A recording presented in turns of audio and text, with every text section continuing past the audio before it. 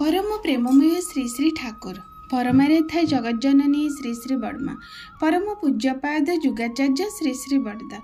आजिर पूज्यपाद श्री श्री आचार्य देवଙ୍କ श्री चरण कमल अनंत कोटि प्रणाम निवेदन करुछि। सभी गुरु परिवार श्रीचरण अनंत कोटि प्रणाम निवेदन करुछि। मोरे वीडियो देखुथिबा प्रत्येक गुरु भाई और माँ मान अंतरर आनंदित जय गुरु श्रद्धा भक्ति भल पाइबा मोर प्रत्येक श्रोता बंधु मानक जो मैंने भी मो वीडियो शुणुचंती वीडियो को एते भल पाइबा देउचंती से समस्त को मोर आनंदित जय गुरु। सबुदिन पर आज मध्य यही शुभ दिन रे आउ एक सुंदर विषय आलोचना रखिबा। परम प्रेममय श्री श्री ठाकुरंकर दिव्य आलोचना भितर आज आलोचना आपण मानक सामने उपस्थापन करने को जाउची। प्रकृत में आम मानकर समस्त गोटे धारणा रही माने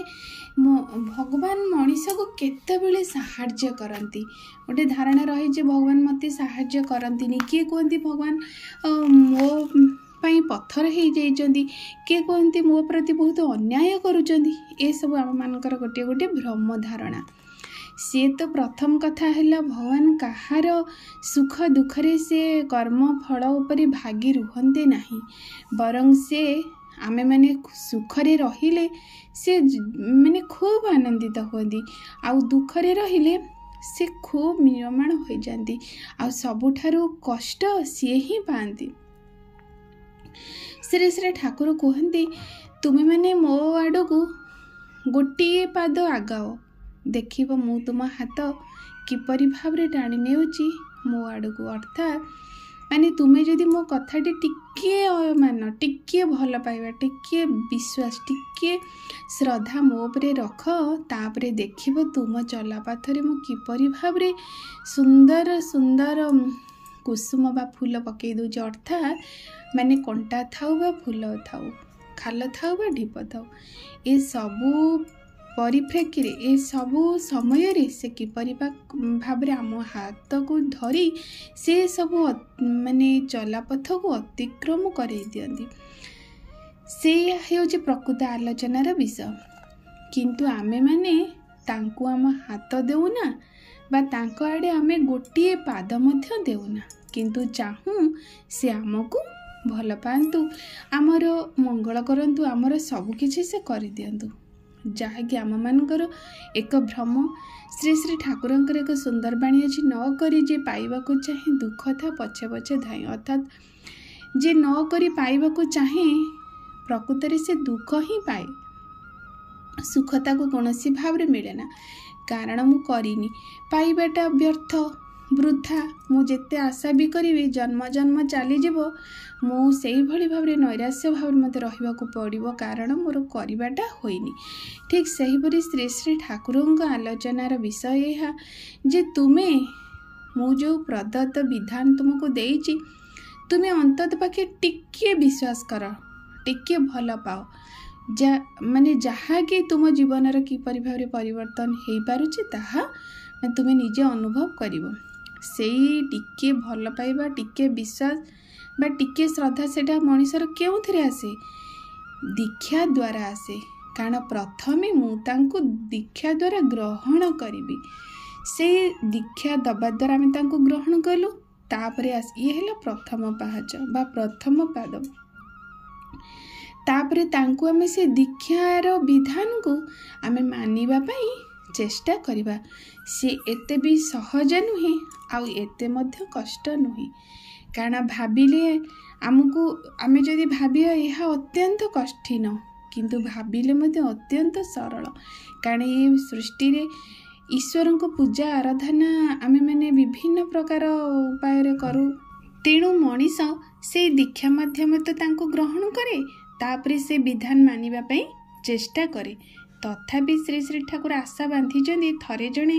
भक्त श्री श्री ठाकुर कहले ठाकुर आपण जो एते कथा कहते समस्ते दीक्षा नेबे समस्ते ये जजन जजन इष्टप्रति करेंगे स्वस्थहीनी सदाचार मानिबे ये सबू करेंगे ताहा कौन संभव मनीष मैंने तो विश्वास ही करूना। ठाकुर कहले तू कह तू समस्त को बुझा तू समस्त मंगलर कथा कह, आज नहले काली तो करिबो। जेपरी भाबरे गोटे फटा माठियारे शिउली लागिले माठियार रंध्रटी बंद हो जाए, ठीक सेहीपरि केते बड़ आशा से रखिछन्ती। काहेकि से तो विश्वपिता, से सदा सर्वदा चाहिए जे मु जहाँ भी हो, जेते भी झड़ झंझा बाधा विघ्न आसू,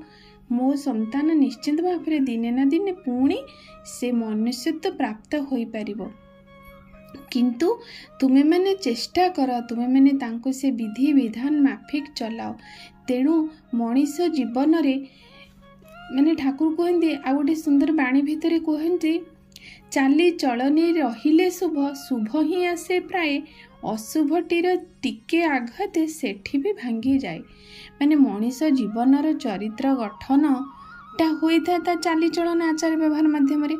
तेणु जदि प्रत्येक दिन ता चाली चलनटी शुभ हम, माने शुद्धपूत भावरे पवित्र भावरे तार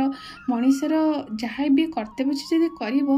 निश्चिंत पाखरे तार प्रत्येक दिन शुभ ही आसीबो। कारण से आचरण द्वारा कर्म द्वारा व्यवहार द्वारा शुभ ही करिछि। आउ अशुभटीर टिके आगे दे सेठी भी भांगी जाए। माने अशुभ कर्म अशुभ आ गोटे एठी हला बुझाई जे आमर जदि शुभ चलन थिबो, आमर जदि शुभ कर्म थिबो, ताहले अशुभ जेते भी जो भाव रे आमको आसीबो, सी किंतु से शुभ चलन पाखरे सी निजे भांगी जीवो। कारण कोनोसी भाव रे से प्रवेश करि परिबो नाही। तेणु मनीष ए ठाकुरଙ୍କ ପାଇଁ ठाकुरଙ୍କ पाखକୁ जदि चाहे, माने से चाहूची जे मो जीवन रे सब सर्वविध मंगल हो, से तांका आड़े गोटे पाद आगो देखिबे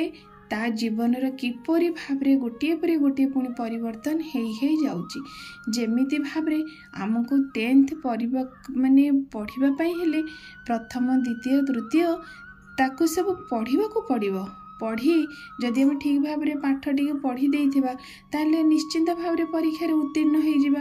पुणी द्वितीय पुणी क्लास 2 को उठिले, से क्लास 2 जदि भल भाव में पढ़ी देबा, पुणी क्लास 3 रे उठिबे। माने देखो आमर प्रयास रहिला गोटे, आमे प्रथम रे पढ़िले, किंतु से पढ़िबाटी जदि आमर ठीक भाव रे हेई चलिला, से जाइके हमको दशम पाखरे पहुँचाई देला। ताहले आमर माने कौन आमर चलनी चाली आमर आचार व्यवहार कायदा सेमती मनीष जीवन रे इष्टंक प्रति जदि आम इष्टंक